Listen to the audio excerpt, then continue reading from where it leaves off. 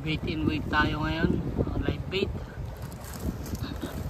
Kita ko sa inyo yung pain natin kasi wala tayong nakuha ng aerator. So tingnan natin kung nandiyan pa yung isang reserva nating pain. Inhali natin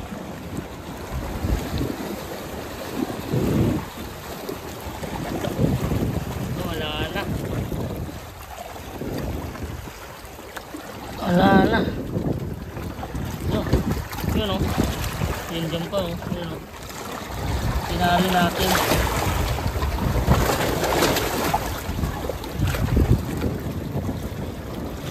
Lagay natin sa bunga ngayon. Tinali na natin. Makakawala na yata. Saka muna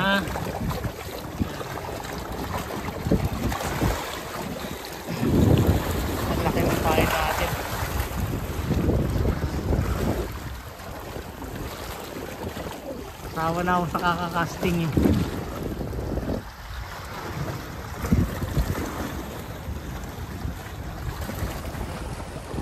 Bait and wait, live bait.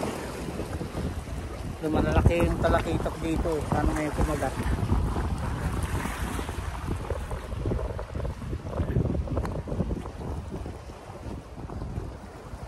Tayo lang tayo doon sa ilalim ng puno.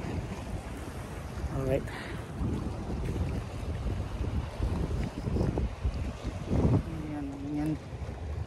Kainip lang tong bait and wait or live baiting na ganito.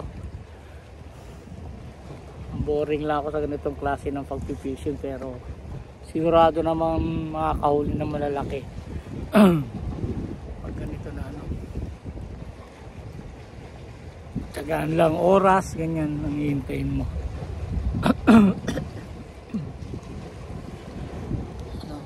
Ito lang tayo sa lalong ng puno. Ayan.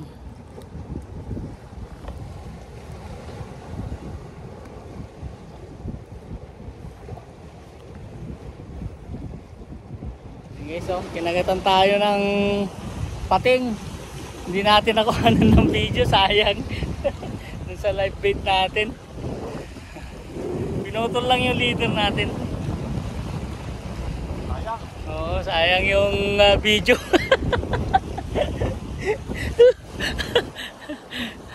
Laki guys. Hindi ko na set up yung camera natin laki.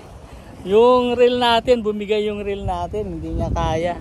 Nakasagad na yung drag natin, pero hinahatak pa rin niya. Ayan, putol lang malaki. Malaki yung pating. Grabe laki ng pating. Sayang yung action niya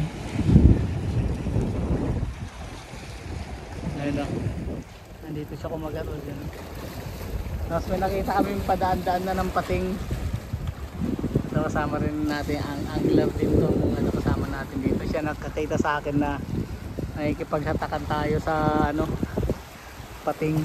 Kala ko talakitok na naigilid ko dito. Igilid natin dyan, kita ko na pating ang haba dito. Grabe, hindi kaya ng reel natin yung pwersa niya kasi gumamit lang tayo ng reel na ito Eugene. Hindi niya kaya.